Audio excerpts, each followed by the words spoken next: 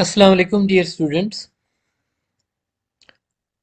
This is unit number 5 of course code 9416, that is English literature. And this unit is titled as Understanding and Enjoying Novel, यानी कि novel को understand करना और novel को enjoy करना, ठीक है.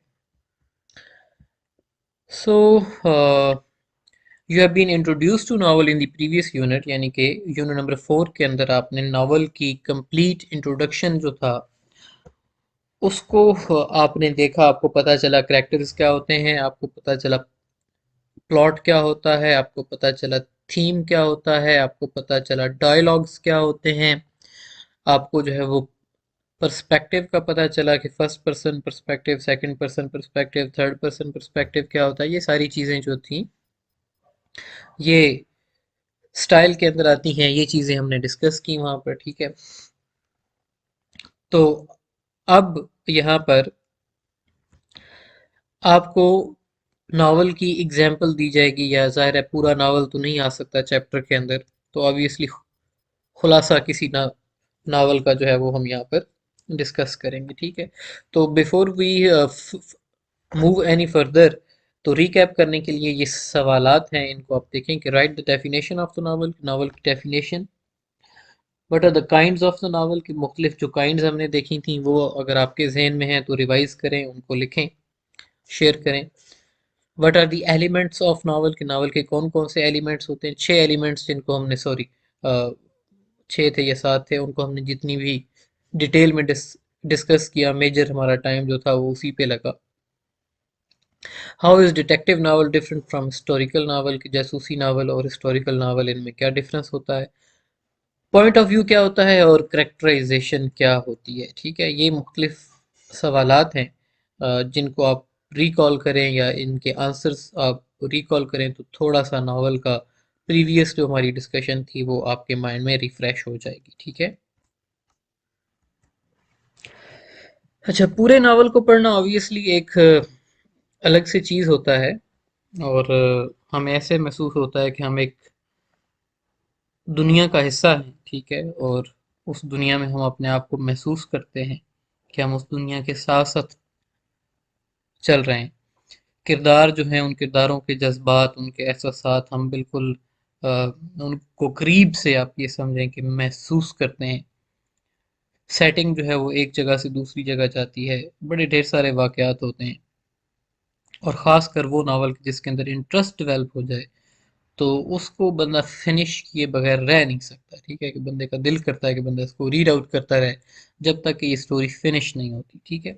तो इस यूनिट के अंदर आपको खालिद हुसैनी जो कि अफगानिस्तान से ताल्लुक़ रखते हैं, उनका नावल है द काइट रनर. तो द काइट रनर जो है इससे आपको इंट्रोड्यूस करवाया जाएगा. अब यकीनन आप लोगों ने इस नावल को नहीं पढ़ा होगा, इसके ऊपर मूवी जो है वो भी अवेलेबल है, अगर आप देखना चाहें तो उस मूवी को भी देख सकते हैं. तो ज़ाहिर है पूरा नावल तो यहाँ पर चैप्टर के अंदर उसको इंक्लूड करना मुमकिन नहीं है, पॉसिबल ही नहीं है. तो यहाँ पर आपको काइट रनर का एक ओवरव्यू दिया जाएगा, और उस ओवरव्यू में सेटिंग, यानी कि नावल की सेटिंग क्या है, नावल का प्लॉट क्या है, कौन कौन से अहम किरदार हैं जो इस नावल के अंदर मौजूद हैं, और इस नावल का अहम थीम्स जो हैं वो कौन से थीम्स हैं जो कि इस नावल के अंदर हैं, ठीक है. तो इस नावल को आपके लिए जो है वो इंट्रोड्यूस करवाया गया है. इससे पहले कि हम नावल का थीम, इसकी सेटिंग, इसके प्लॉट में से गो थ्रू करें, चंद प्री रीडिंग क्वेश्चंस हैं जो कि आपको इसके थीम के बारे में थोड़ा सा आइडिया देंगे, और इन सवालों को जब आप अपने जहन में रख कर आगे चलेंगे तो आपके लिए इस स्टोरी का या इस नावल का थीम जो है उसको समझना आसान होगा. तो सबसे पहली बात यह है कि what is a family and how do you define a family, कि एक ख़ानदान क्या होता है और आप उस ख़ानदान को किस तरीके से डिफाइन करते हैं, ठीक है.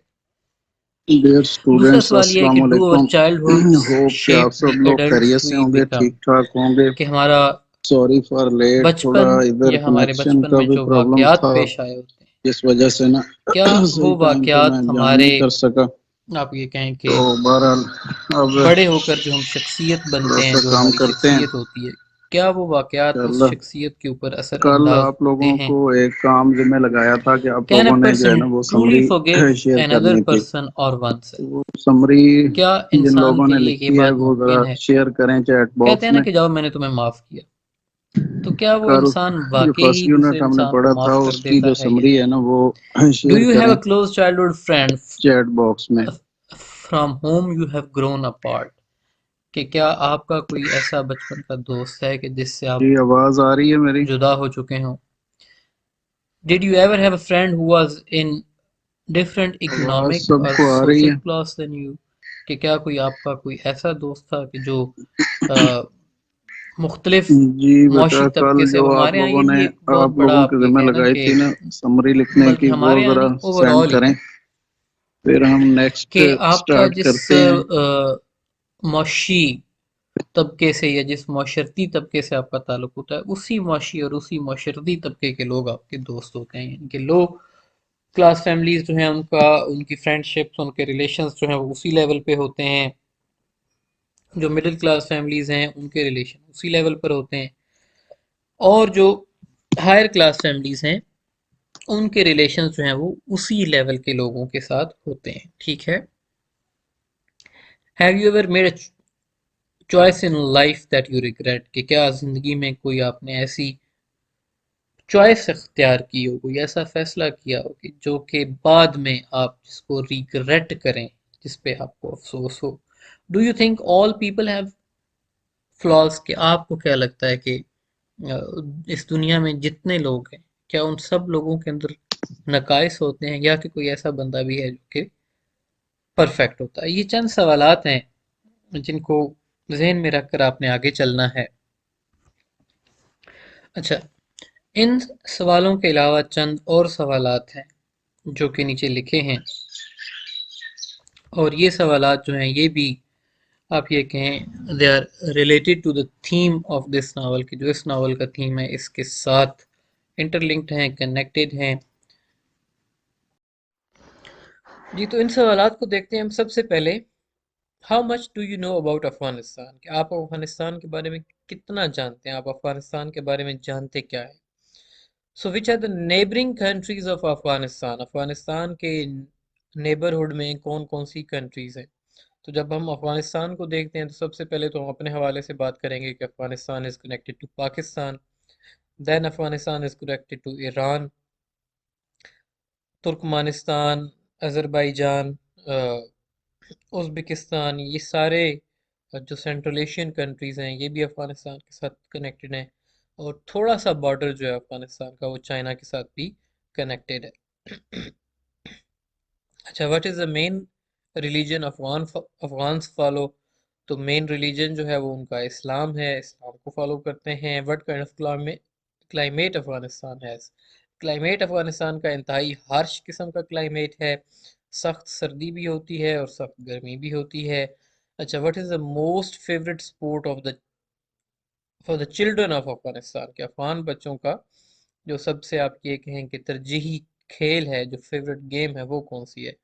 तो जो नावल हम पढ़ रहे हैं काइट रनर है, तो इससे हमें पता ये चलता है, इसके नाम से ये रिफ्लेक्ट होता है कि काइट फ्लाइंग, या जिसको हम पेचे लगाना कहते हैं अपनी लैंग्वेज में, कि पेचे लगा के एक दूसरे की गुड़ियाँ काटना, ये अफगान बच्चों का जो है वो बड़ा मशहूर मशगला होता है। What is the name of the capital city of Afghanistan? So we know that Kabul is the capital city of Afghanistan. Then what languages are spoken in Afghanistan? तो अफगानिस्तान के अंदर जो उर्दू भी बोली जाती है, अफगानिस्तान के अंदर पश्तो भी बोली जाती है, और जो हज़ारा कम्युनिटी है वो वहाँ पे फारसी लैंग्वेज जो है उसको भी बोलती है। ठीक है।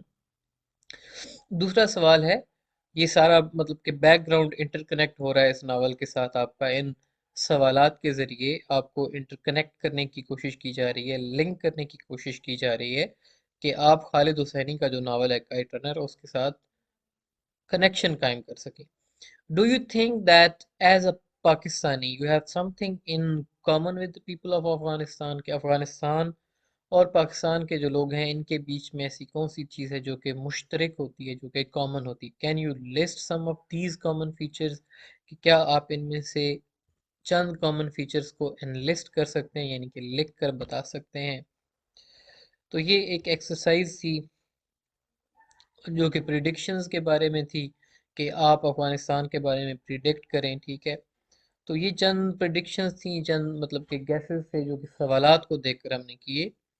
तो अब आगे कुछ इमेजेस दिए गए हैं, ठीक है, और इमेजेस को देखकर आप अंदाज़ा लगाएं इन चीज़ों के बारे में। Look at each the picture then predict और guess about the setting or theme of the novel, the content or subject of the book, the characters or situation in the book।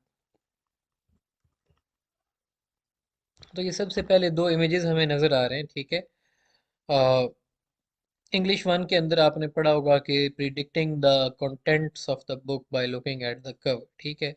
एक जानिब हमें काइट रनर में एक छोटा सा बच्चा दिखाई दे रहा है, यानी कि ये बचपन की कहानी हो सकती है। दूसरी जानिब हमें दो बच्चे जो हैं वो एक दूसरे के बाजुओं में बाजू डालकर खड़े हुए दिखाई देते हैं। जिस तरीके से अच्छे दोस्त होते हैं वो एक दूसरे को साथ लगा कर चलते हैं, इस तरीके से दो बच्चे जो हैं वो खड़े हैं। तो इससे हमें पता ये चलता है कि दो बच्चों की दोस्ती की कहानी है, ठीक है। ये जो दो इमेजेस हैं इनको देखकर अब आगे हमें पतंगबाजी दिखाई दे रही है कि एक बच्चा पतंग उड़ा रहा है और एक बच्चा डोर जो है उसको दे रहा है, ठीक है। नेक्स्ट वी कैन सी के तालिबान जो हैं वो बंदूकें लेकर खड़े हैं, मतलब कि टेररिज्म और 9/11, मतलब कि पोस्ट 9/11 का जो सीन है वो हमें दिखाई दे रहा है। कि ये सारी इमेजेस जो हैं बेसिकली ये आपके जहन में एक अफगान सेटिंग और अफगान ये जो नावल है इसकी सेटिंग के हवाले से एक इमेज आपके जहन में क्रिएट करना चाह रहे हैं, ठीक है। अब ये अफगानिस्तान का नक्शा है कि काबुल उसका कैपिटल सिटी है। It is connected with Pakistan, it is connected with Iran, it is connected with Turkmenistan, Uzbekistan, Tajikistan, and it is also connected with China. China के साथ बिल्कुल थोड़ा सा इसका एरिया जो है अफगानिस्तान का वो लिंक करता है, ठीक है। Again we can see a man who is launching a rocket, यानी कि जंग के हालात जो है वो दिखाई दे रहे हैं। इस इमेज में हमें खातून जो है वो बर्फ पोश सड़कों में से गुजरती हुई दिखाई दे रही है, यानी कि सर्दी और हार्श क्लाइमेट दिखाई दे रहा है। और यहाँ पर हमें मकानात दिखाई दे रहे हैं आखिरी पिक्चर में, जो कि तबाही और बर्बादी का मंजर पेश कर रहे हैं, यानी कि जो जंग के दौरान अफगानिस्तान का जो हाल हुआ और वहाँ के जो लोगों के मकानात थे वो जिस तरीके से गिराए गए या उनके मालो इमलाक का नुकसान किया गया, ठीक है। ये एक और गेम है जिसको अफगान खेलना पसंद करते हैं, वो ये कि घोड़े पे बैठकर गोट्स स्किन होती है वो, उसके हवाले से ये गेम है कि उसको किसी मंजिल पे पहुंचाना होता है तो जो उसको पहले पहुंचाता है वो जीता है, ठीक है। ये भी वहाँ का एक मखसूस खेल है जो कि वहाँ पर बहुत ज़्यादा मशहूर है, ठीक है। Then we can see the national dress of Afghan people and after that again जो उनका ड्रेस है वो दिखाया गया है। और वहाँ का फ्रूट जो है अफगानी जिसको अंगूर कहते हैं, जो हमारे यहाँ बड़े शौक से खाया जाता है, वो दिखाया जा रहा है। And in the next picture we can see Kabuli pulao, ठीक है, जो कि अफगान डेलीकेसी समझी जाती है। Then we can see the Afghan musician जो कि म्यूज़िक बजा रहा है, ठीक है। तो ये चंद इमेजेस थे जो कि अफगान सेटिंग के हवाले से, या आप ये कहें कि अफगान रवायात, उनकी ड्रेसिंग, उनका लिबास, उनके खेल, और फिर जो वहाँ पे आप यह कहें कि वेरियस सिचुएशंस पेश आई। जैसे सबसे पहले अफगानिस्तान पे सोवियत जो यानी कि रशियन जो थे उन्होंने अटैक किया, उन्होंने अफगानिस्तान को फतह करने की कोशिश की। उसके बाद फिर पोस्ट 9/11 सिनेरियो में अमेरिका जो था, अमेरिका ने पहले जो है वो इराक पे हमला किया, देन उसके बाद अफगानिस्तान की बारी आई और अफगानिस्तान पे अटैक हुआ, ठीक है। तो ये यानी कि अफगानिस्तान जो है वो बुनियादी तौर पर मैदान जंग रहा है, चाहे वो रशिया हो या चाहे वो अमेरिका हो उसके लिए, ठीक है। तो उस पर्सपेक्टिव में यहाँ पर जंग काफ़ी ज़्यादा हुई है, और उस जंग के नतीजे में लोग अपने घर बनाते हैं, वो घर फिर तबाह हो जाते हैं, लोग फिर घर बनाते हैं, फिर तबाह हो जाते हैं। तो बुनियादी तौर पर मतलब कि मौशी एंगल से अगर हम देखें तो ये मुल्क इंतहाई ज़बू हाली का शिकार है, ठीक है। तो इमेजेस जो हमने ऊपर देखे, अब उनकी डिस्क्रिप्शन दी गई है, यानी कि हार्श लिविंग कंडीशंस हैं, Japan, borders, art and music, Taliban, war on terror, the kite flying. उसके बाद है बुजकशी। बुजकशी जो है ये उस गेम का नाम है जो कि घोड़ों पे बैठ के खेली जाती है। तो इस गेम में घोड़सवार जो होते हैं वो या तो मतलब कि बकरा या बकरी ज़िबा की गई होती है उसका कंट्रोल गेन करते हैं, या फिर अ, मतलब कि गाय का बछड़ा कोई होता है तो उसको कंट्रोल करना होता है, तो जो उसको कंट्रोल कर लेता है कार्कस को यानी कि बॉडी को, तो वो इसका विनर समझा जाता है, ठीक है। फिर वहाँ के लोग दिखाए गए, रूइंड कैपिटल यानी कि तबाह हाल जो उनका कैपिटल है उसको दिखाया गया, लोकल फ्रूट्स दिखाए गए आपको, और सम्पचुअस अफगानी पुलाव जो है, काबली पुलाव जिसको कहा जाता है, वो भी आपको दिखाया गया। नेक्स्ट एक एक्सरसाइज है आपके लिए, और एक्सरसाइज ये है कि जो इमेजेस आपको दिखाए गए हैं इसकी सेटिंग के हवाले से उन इमेजेस को जहन में रखते हुए, उन इमेजेस को मद्देनजर रखते हुए अब आप जो है वो इसकी सेटिंग जो है नावल की, उस सेटिंग के ऊपर एक अदद पैराग्राफ जो है वो लिखें, ठीक है। तो इन इमेजेस को जहन में रखते हुए आपने ये पैराग्राफ लिखना है। एक्सरसाइजेज जो होती हैं ये आपके लिए काफ़ी ज़्यादा बेनिफिशियल होती हैं, काफ़ी ज़्यादा हेल्पफुल साबित होती हैं, क्योंकि वो चीज़ जो कि आप लिखेंगे तो उससे आपको खुद अपनी असेसमेंट हो जाती है कि मुझे किस हद तक ये चीज़ें आती हैं, ठीक है। दूसरा ये कि एग्ज़ाम के हवाले से जो सवालात आते हैं 9416 कोड के आपके इंग्लिश लिटरेचर के, वो सवालात भी इन्हीं ये जो चैप्टर्स के अंदर आपकी पोएम्स दी गई हैं या नॉवेल्स दिए गए हैं, वो इन्हीं कहानियों के ऊपर ही सवालात आपके बेस करते होते हैं, ठीक है। फॉर फॉर एग्जांपल नज़म दे दी जाएगी, उसका वही नज़में जो कि यानी कि पोइट्री वाले चैप्टर में दी गई हैं, तो उन्हीं नज़मों में से एक नज़म दे दी जाएगी और आपसे कहा जाएगा कि इसके लिटरेरी डिवाइसेस जो हैं या फिगर्स ऑफ स्पीच जो हैं उनको निकालें। इसके बाद समरी दी गई है नावल की। नावल किसी को भी हम मुख्तलिफ एंगल से देखते हैं, ठीक है। सबसे पहले तो हम इसकी समरी देखेंगे, समरी के बाद हम उसकी सेटिंग देखेंगे या उसका प्लॉट देखेंगे, ठीक है।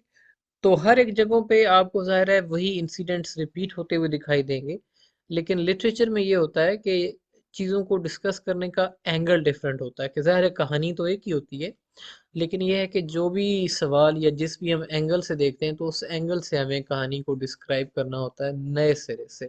तो बुनियादी कहानी वही होती है, लेकिन ये है कि हमें जितने ज़्यादा एंगल्स की वाकफियत होगी तो उतने ज़्यादा एंगल्स से हम जो है वो क्वेश्चंस के आंसर्स इजीली कर सकेंगे, ठीक है जी। तो नावल की कहानी का खुलासा हम देखते हैं कि नावल बुनियादी तौर पे जो है द काइट रनर, ये कहानी है दो भाइयों की, ठीक है। भाई हैं लेकिन इनको इल्म नहीं होता कि ये भाई हैं, ठीक है। एक का नाम आमिर है और एक का नाम हसन है, ठीक है। और ये जो दो भाई हैं they are growing up in the city of Kabul Afghanistan, के वहाँ पर ये अपनी ज़िंदगी गुजार रहे हैं। दोनों जो हैं भाई वो एक ही घर के अंदर इनकी परवरिश होती है, लेकिन इनकी परवरिश का अंदाज जो है वो काफ़ी ज़्यादा डिफरेंट होता है, ठीक है। अ, आमिर जो है वो एक वेल्दी मैन का बेटा है, यानी कि जो घर का मालिक है उसके बेटे के तौर पे आप ये कहें कि कहानी में जाना जाता है। और हसन जो है वो उनके मुलाजिम के बेटे या उनके घरेलू मुलाजमीन जो हैं उनके बेटे के तौर पर इसको जाना जाता है, ठीक है। अच्छा, अब इनकी दोस्ती होती है आपस में और ये एक दूसरे के साथ काइट्स का आप ये कहें कि कंपटीशन करते हैं। काइट रनिंग कंपटीशन जो होता है वो उसको ये एंजॉय करते हैं, वहाँ पर ये खेलते हैं। लेकिन एक दिन एक अनफॉर्चुनेट इंसिडेंट होता है और वो अनफॉर्चुनेट इंसिडेंट ये है कि हसन जो है उसका रेप होता है वहाँ पर जो मतलब कि अपना लड़के हैं वो इनको दोनों को बुली करते हैं, तंग करते हैं। एज अ रिजल्ट कि हसन जो है उसका रेप होता है और आमिर वहाँ से भाग जाता है। तो अब आमिर को वो पूरा इंसिडेंट उसके ज़हन में है और वो अ, मतलब कि इतना ज़्यादा उसे आप ये कहें कि खौफज़दा होता है या उनकी फ्रेंडशिप जो है वो कि वो मज़ीद हसन से दोस्ती रखना नहीं चाहता। तो वो उनकी आपस में सेपरेशन हो जाती है, यानी कि आमिर कुछ इस किस्म के हालात पैदा करता है कि हसन को घर से निकाल दिया जाए। तो एज अ रिज़ल्ट इनकी सेपरेशन होती है, यानी कि बुनियादी तौर पर होता यह है कि आमिर जो है वो हसन को बिट्रे करता है, यानी कि उससे बेवफाई करता है और उनकी दोस्ती जो है वो उसका इख्तिताम होता है।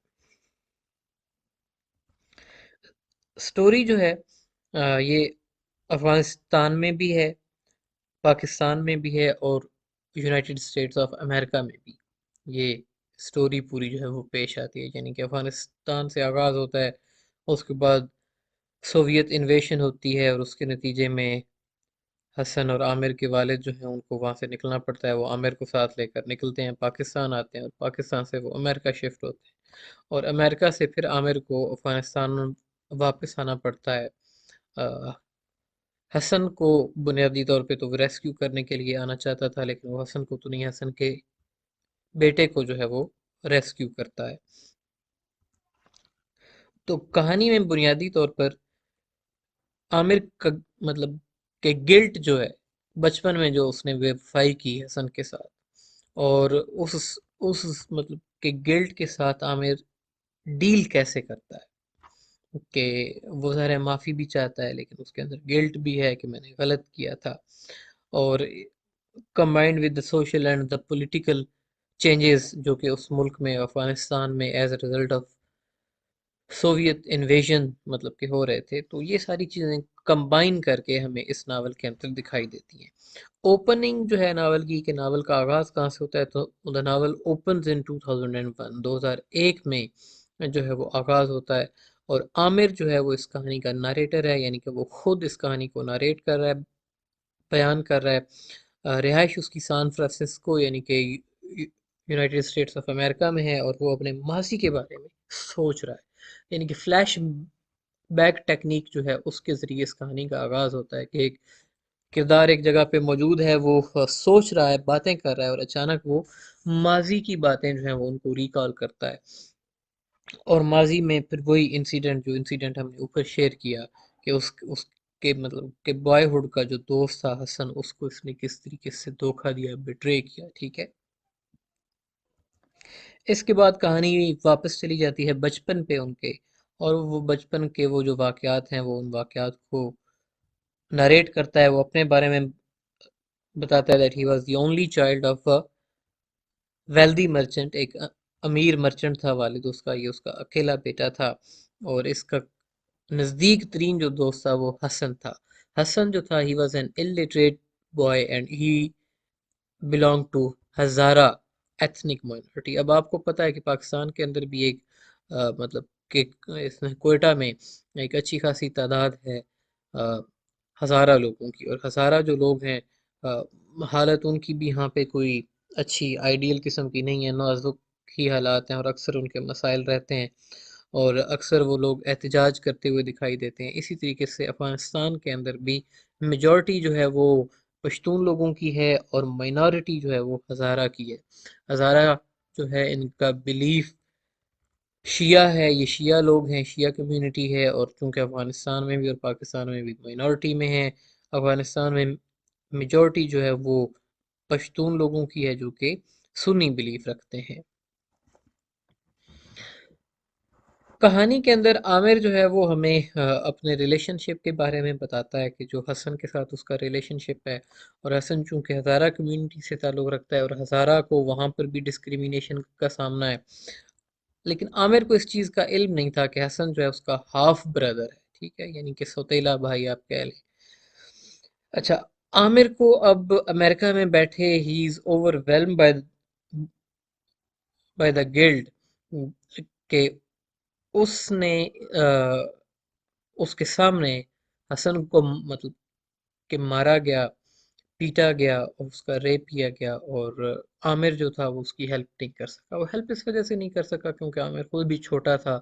वो उस पूरे इंसिडेंट को देखकर खौफज़दा हुआ और वो वहाँ से भाग निकला, और घर आकर वो कुछ ऐसा झूठ बोलता है और हसन के ऊपर चोरी का इल्ज़ाम लगाता है, ठीक है, कि इस बच्चे को यहाँ से निकलना पड़े, यानी कि मुझे दोबारा कभी इसका सामना ना करना पड़े, ठीक है।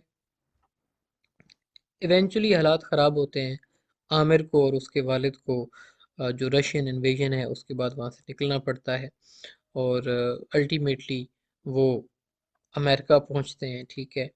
और अमेरिका में अब सिचुएशन ऐसी होती है कि आमिर को वापस अफ़गानिस्तान आना पड़ता है, और वो अफ़गानिस्तान इस वजह से आना पड़ता है कि हसन ने जिस तरीके से उस दिन आमिर की, आप ये कहें कि जान बचाई या उसकी इज्जत बचाई, अब उसका कर्जा जो है वो अदा करना है आमिर ने। उस कर्जे को अदा करने के लिए आमिर को वापस अफगानिस्तान आना पड़ता है, और अब इस सिचुएशन में अफगानिस्तान जो है it is under the control of Taliban, यानी कि तालिबान जो है वो उसके ऊपर इस वक्त रूल कर रहे हैं।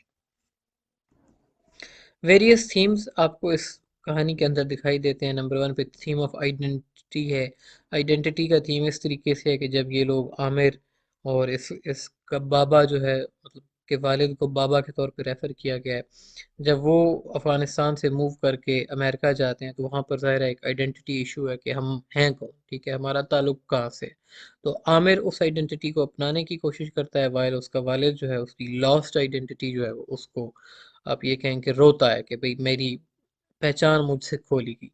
इसके बाद लॉयल्टी का थीम है कि लॉयल्टी, यानी कि हसन जो है वो आमिर के साथ लॉयल्टी दिखाता है, और एट द एंड जो है वो आमिर भी हसन के साथ लॉयल्टी दिखाता है कि वो उसके बेटे को उसी, वो जो हालात हैं और उसी आदमी से, कि जिस आदमी ने हसन का रेप किया था, उसके चुंगल से निकालने में कामयाब होता है, ठीक है। करेज यानी कि हौसला, ज़ाहिर है eight the end of the day शुरू में हसन हौसला दिखाता है, वो आमिर की हेल्प करता है, आमिर को भगाता है और उसकी जगह पे खुद मार खाता है, और he himself is raped by them, ठीक है। तो आखिर में आमिर आता है और वो आमिर इसके हसन के बेटे को उसी सिचुएशन में से बचाता है, यानी कि ये सारे थीम्स जो हैं ये इंटर कनेक्टेड हैं। इसके बाद आपको मतलब कि डिसेप्शन का थीम, धोखे का थीम दिखाई देता है कि जब आमिर ने धोखा दिया हसन को, ठीक है।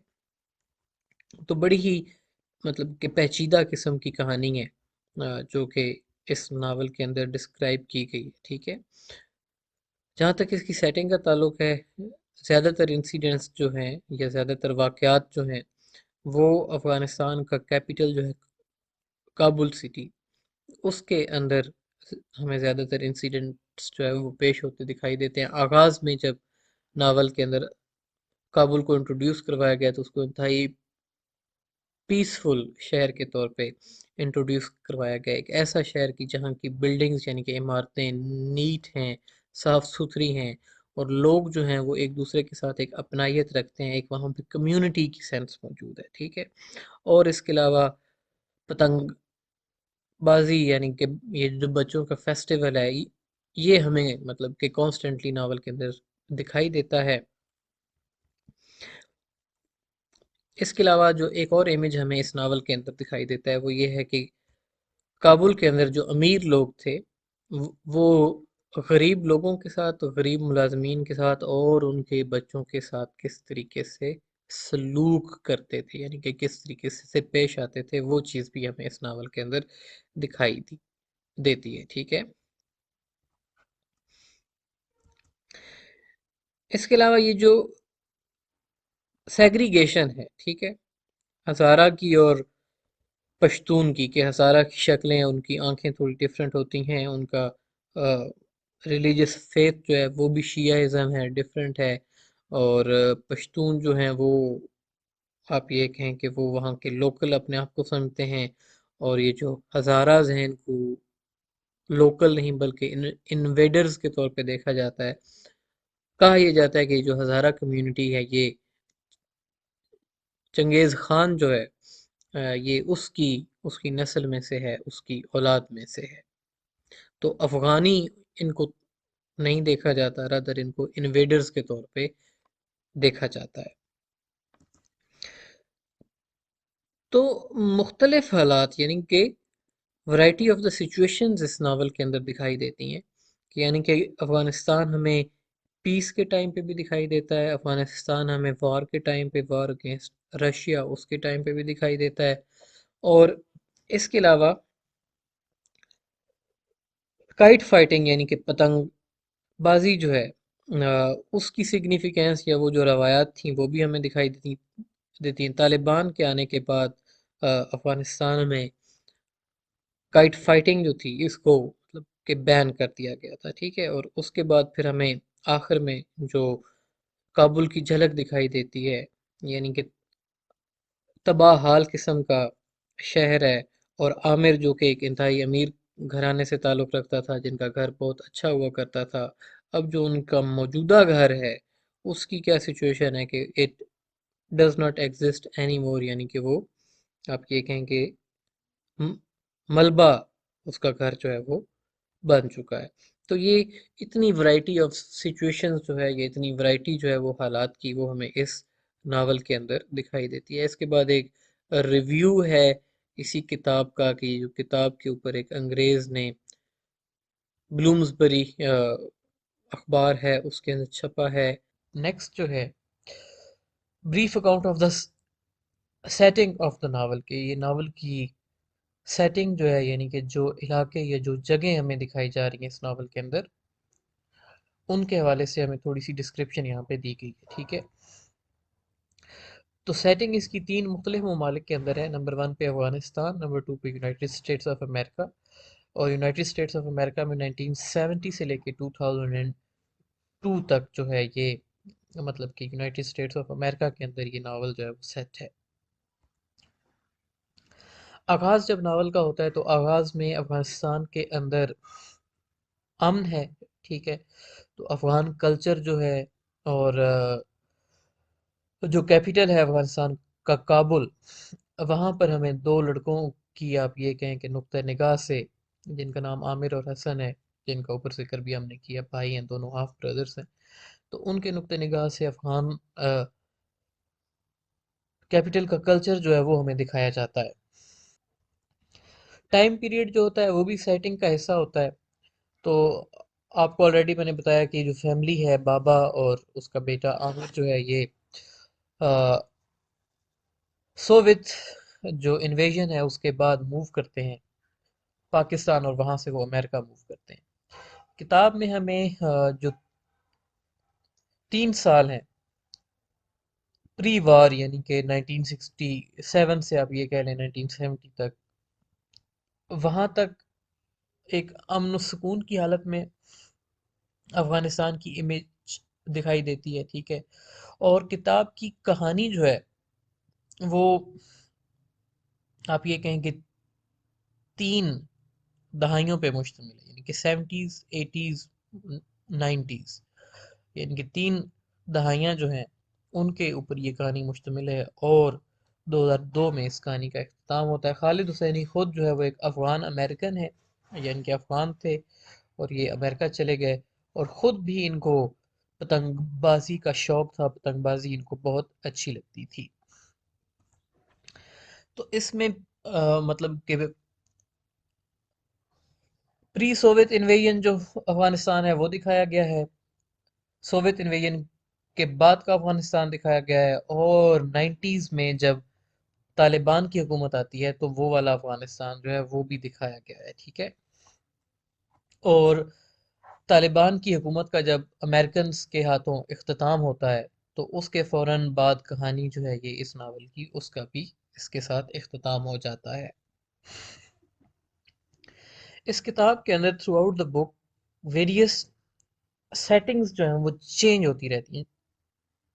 सेटिंग, अब आपको पता है ना कि वो जगह जहाँ पर हम कहानी बयान करते हैं या जहाँ पे कहानी पेश आती है, ठीक है, वो जो इलाका होता है, वो जो वक्त होता है, वो सारा सेटिंग कहलाता है।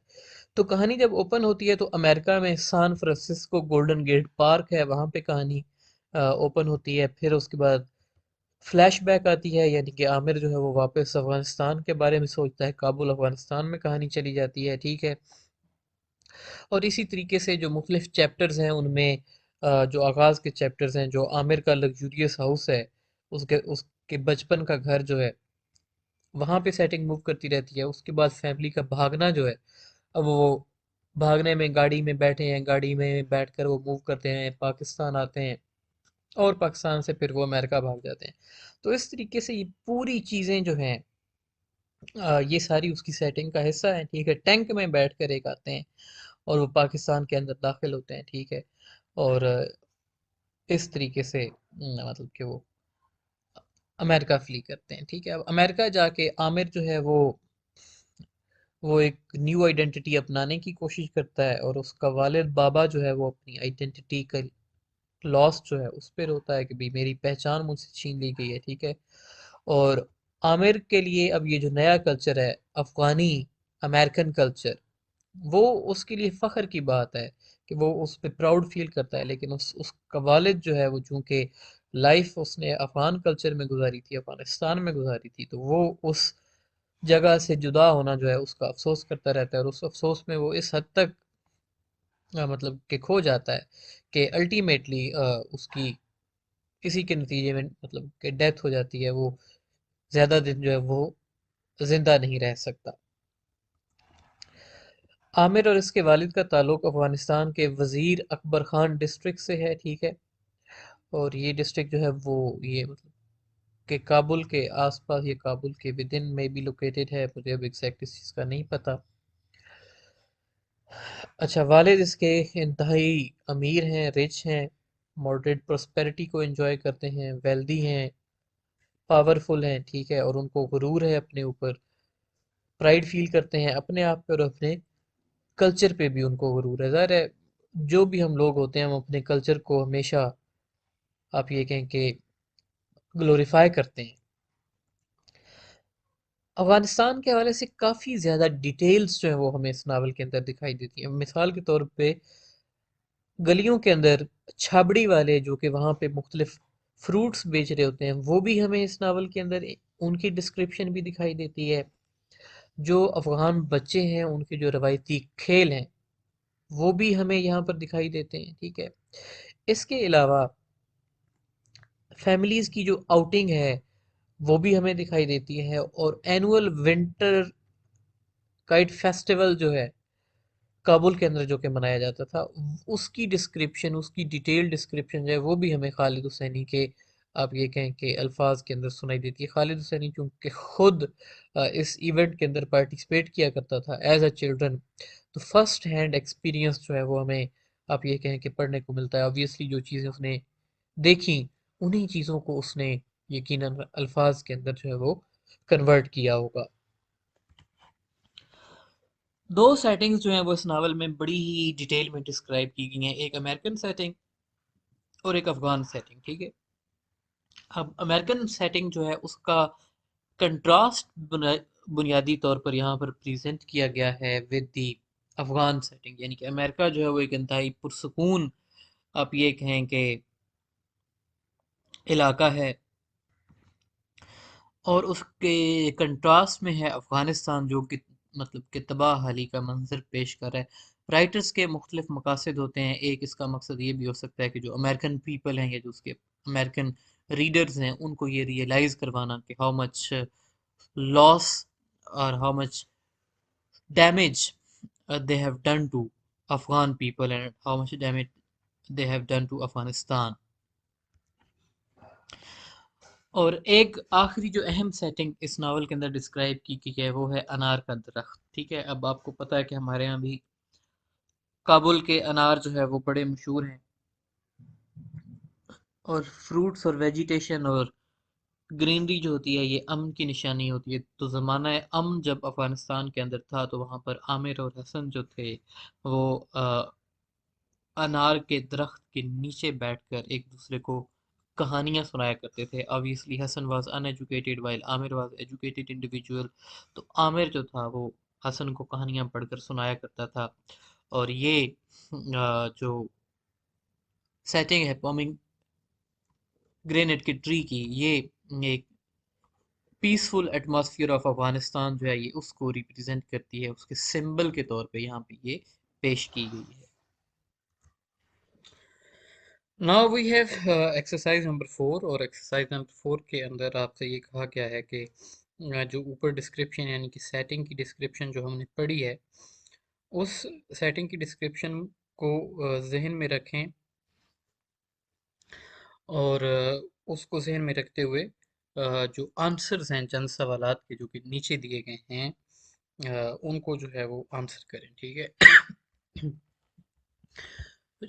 जियोग्राफिकल नक्शा जो है वो अफगानिस्तान का ये आपके सामने दिया गया है। एक दफ़ा फिर से आप देख लेंगे, एक जानिब पाकिस्तान है, एक जानिब ईरान है, तुर्कमानिस्तान है, उज़्बेकिस्तान है, किर्गिस्तान, ताजिकिस्तान और चाइना, ठीक है। ये यानी कि सारे जो इलाका जात हैं ये इलाका जात मिलते हैं इसके साथ, ठीक है। तो सवालात हैं कि how many primary settings are described in the text. Primary setting जो है वो अफगानिस्तान है। काबुल के अंदर उनका घर जो है वो डिस्क्राइब किया गया है। फिर उसके बाद सैन फ्रांसिस्को के अंदर जहाँ पे उनकी रिहाइश है वो। और आफ्टर दैट पाकिस्तान के अंदर हल्का सा उनका स्टे जो है ये डिस्क्राइब किया गया है, ठीक है। How does Aamir Aamir describe his home, कि वो अपने घर को इंतहाई खूबसूरत, इंतहाई पीसफुल, इंतहाई लग्जूरियस हाउस के तौर पे डिस्क्राइब करता है। Why do you think Amir and his father escape Afghanistan, तो they escaped Afghanistan because of the Soviet invasion, ठीक है। थर्ड पैराग्राफ के अंदर कोटेशन दी गई है, for America, for me America was a place to bury memories, and for Baba, a place to mourn his. How can a place bury and mourn memories? इस सवाल का जवाब जो है वो आप खुद ज़रा देने की कोशिश करें और उसके बाद इसको मेरे आंसर से मैच करने की कोशिश कीजिएगा। अपने ज़हन में इसका आंसर बनाएं कि ये कोटेशन है, इस कोटेशन का क्या मतलब है, कि किस तरीके से एक जगह जो है वो एक शख्स के लिए जो यादें हैं उनको उनको दफन करने का बायस बन रही है, और दूसरे शख्स के लिए वही जगह जो है वो अपनी यादों पे रोने का बायस बन रही है, ठीक है। तो इसके बारे में एक आंसर अपने माइंड में प्रिपेयर करें एंड देन जो मेरा आंसर होगा उस आंसर के साथ आप इसको मैच कीजिएगा। Think about just a moment, के एक मिनट के लिए ज़रा सोचें।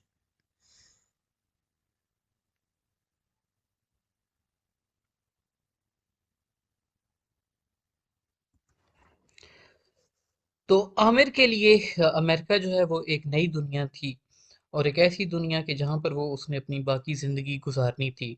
अफ़गानिस्तान के साथ उसकी पेनफुल मेमोरीज एसोसिएटेड थीं, और America was a new place that has given him a new chance to start afresh his life.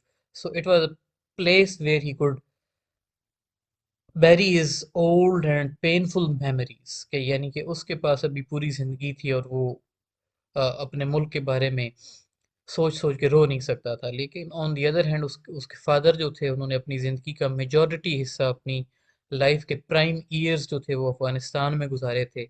और ही वाज इन अफ़गानिस्तान, वहाँ पर वो एक अपनी पहचान बना चुके थे। एक उनका नाम था, एक उनकी इज्जत थी, एक उनका वकार था, जो कि वहाँ से निकलने के बाद अब ये कहें कि नाउ ही इज़ नोबडी, कि अब वो बिल्कुल ऐसे ही है कि जैसे एक आम इंसान होता है। तो इस वजह से अमेरिका उसके लिए जो अफ़सोस की जगह थी, एक रोने की जगह थी, कि वो रो रहा था, वो अफ़सोस का इज़हार कर रहा था कि भई मुझसे मेरी शनाख्त जो है वो छीन ली गई, ठीक है। अच्छा जी, in paragraph 5 the writer contrast San Francisco with America, वो ज़ाहिर है मवाज़ना दिया गया है और उसका रीज़न मैंने आपको बताई थी। इसके बाद वो ये कहते हैं कि मुश्किल वर्ड्स जो हैं उनके मीनिंग्स आप डिक्शनरी से देखकर लिखें, तो वो आपको देख लीजिएगा, दोबारा गो थ्रू करेंगे। करेक्टर्स, अब पेपर जब आपका सेट होता है तो उस पेपर के अंदर आपको मुख्तलिफ एंगल्स जो होते हैं उनसे सवालात आते हैं, ठीक है। मिसाल के तौर पे आपसे कहा जाता है कि फ़लाँ नावल की सेटिंग लिखें, आपसे कहा जाता है कि फ़लाँ नावल के थीम्स जो हैं वो लिखें, मतलब कि वही नावल होंगे जो यकीनन आप यहाँ पर जिनमें से गो थ्रू कर। तो इसके अलावा जो नावल के किरदार हैं या उन किरदारों का जो आपस में रिलेशनशिप है, उस पर भी सवालात आपसे पूछे जा सकते हैं, ठीक है। तो इस वजह से किरदारों को समझना, देखना, उनके बारे में जानना बहुत ज़रूरी होता है। तो सबसे पहला किरदार है हमारे पास आमिर। आमिर जो है आप उसको इस नावल का हीरो भी कह सकते हैं। आमिर को आप जो है वो प्रोटैगनिस्ट ऑफ द नावल या फिर leading character of the novel जो है उसके तौर पे भी आप इसको जान सकते हैं। तो आमिर जो है वो इस नावल का नैरेटर भी है, यानी कि इस कहानी को बयान करता है। 1963 के अंदर इसकी पैदाइश होती है काबुल में, एक well to do Pashtun family में, ठीक है। और लेटर वो हमें मूव करता हुआ अमेरिका में दिखाई देता है कि वो अमेरिका मूव करके आता है। आमिर जो है ये हसन का हाफ ब्रदर है, ठीक है। हाफ ब्रदर आप इसको अगर आप ट्रांसलेट करना चाहें तो सौतेले भाई के तौर पर आप इसको ट्रांसलेट कर सकते हैं, ठीक है। लेकिन आमिर को इस रिलेशनशिप का कि ये दोनों सौतेले भाई हैं इस चीज़ का इल्म नहीं होता। बिल्कुल आखिर में लेटर इन हिज लाइफ के आफ्टर मैनी ईयर्स उसको पता चलता है कि जो हसन था वो उसका सौतेला भाई था, मुलाजिम नहीं था, ठीक है। और हसन को इस रिलेशनशिप के बारे में कभी भी पता नहीं चलता। दूसरा जो लीडिंग कैरेक्टर है वो है हसन। हसन जो है ये चाइल्डहुड फ्रेंड है आमिर का, यानी कि दोनों बचपन के दोस्त हैं। और इसको चाइना डॉल फेस जो है ये इसकी डिस्क्रिप्शन दी गई है कि इसका चेहरा बिल्कुल ऐसे है कि जैसे चाइना की मतलब गुड़ियों का चेहरा होता है। ग्रीन उसकी आईज हैं, क्लेफ्ट लिप्स हैं। And Hassan is first thought to be the son of Ali, कि सबसे पहले तो इसके बारे में ये समझा जाता है कि ये अली का बेटा है जो कि बाबा का मुलाजिम है, ठीक है। बाबा से मुराद है कि जो आमिर का वालिद है उसका मुलाजिम है अली। तो इनिशियली ये समझा जाता है कि ये उसका और सनोबर का बेटा है, सनोबर उनकी मुलाजमा है। लेकिन later in the story reveal ये होता है कि हसन बुनियादी तौर पर बाबा का बेटा है और बाबा और सनोबर के जो ताल्लुकात थे उसके नतीजे में पैदा होने वाला ये बच्चा है, ठीक है। अब हसन की डेथ हो जाती है विदाउट नोइंग, कि उसको इल्म ही नहीं होता कि उसका असल बेटा, सॉरी उसके असल वालिद जो है वो कौन है, ठीक है। और he has always been loyal to Aamir, Aamir के साथ हमेशा उसने वफादारी की। और सबसे अच्छा, सबसे मेहरबान किस्म का किरदार कहानी में अगर हमें दिखाई देता है तो वो हसन है। हसन को डिस्क्रिमिनेशन का सामना करना पड़ता है। डिस्क्रिमिनेशन जो है ये हमारे माशरे में भी पाई जाती है। रंग की बुनियाद पर, नस्ल की बुनियाद पर, ज़बान की बुनियाद पर हम एक दूसरे से डिस्क्रिमिनेशन करते हैं, इम्तियाजी सलूक जो है वो करते हैं। और हम दूसरों को इन्फीरियर डिक्लेयर कर देते हैं कि भाई मेरी ज़बान जो है वो मुझे ज़्यादा सुपीरियर बनाती है एज़ कम्पेयर टू यू, ठीक है। और हसन को बुनियादी तौर पर दो चीज़ों की वजह से डिस्क्रिमिनेशन का सामना है, ठीक है। नंबर वन पे जो उसकी रेस है, यानी कि वो हज़ारा नस्ल से ताल्लुक़ रखता है। और नंबर टू पे जो उसका रिलीजन है कि वो शिया है। अब हज़ारा जितने थे वो सारे के सारे शिया हुआ करते थे। अब उसको चूंकि ओरिजिनली नहीं बताया गया कि तुम जो है वो बाबा के बेटे हो, बल्कि उसको ये बताया गया कि तुम अली के बेटे हो। और अली चूंकि हज़ारा है तो वो भी हज़ारा है, तो लिहाजा रिलीजन भी उसका फिर शियाइज़्म है, ठीक है। तो इस तरीके से ये जो दो चीज़ें हैं इनकी बुनियाद पर डिस्क्रिमिनेशन का सामना करना पड़ता है हसन को अपनी लाइफ में, ठीक है। इसके बाद आसिफ है। आसिफ जो है ये आप इसको कहानी का विलन भी कह सकते हैं और इसको कहानी का एंटेगनिस्ट भी कह सकते हैं, ठीक है। ये एक पश्तून लड़का है जिसको जो कि बचपन में बुली करता है आमिर को और हसन को, ठीक है। सैडिस्ट किस्म का इंडिविजुअल है, साइकोपैथ है, ठीक है। और यानी कि वो होते हैं ना कि जो लोग नफसियाती बीमारियों का शिकार होते हैं, तो ऐसे लगता है कि जैसे ये किसी नफसियाती बीमारी का शिकार है। आमिर के नेबरहुड में रहता है, यानी कि आमिर के हमसाए हमसाए के तौर पर ही हम इसको जानते हैं। और इसका इसके वालिद जो थे वो अफ़गानी थे और इसकी वालदा जो थी वो एक जर्मन खातून थी, ठीक है। जब ये टीनेजर होता है तो उस वक़्त ये हसन को रेप करता है, वो वाक़या जिसकी बुनियाद पर हसन और आमिर के बीच में मतलब कि दरार पड़ती है और आमिर अपने आप को हसन से दूर करना चाहता है, ठीक है। तो उसके बाद अ, इस रेप वाले इंसिडेंट के बाद आमिर की बर्थडे पार्टी जो है उस पे ये आसिफ आता है और आसिफ उसको हिटलर पे किताब जो है वो आमिर को गिफ्ट करता है, ठीक है। और when he is an adult, यानी कि एक नौजवान के तौर पे वो हसन अ, हसन का बेटा जो है उसको वो रेप का निशाना बनाता रहता है, जिसका नाम सोहराब है, ठीक है। और इसके अलावा और भी काफ़ी बच्चे हैं जिनको वो अब्यूज़ करता है।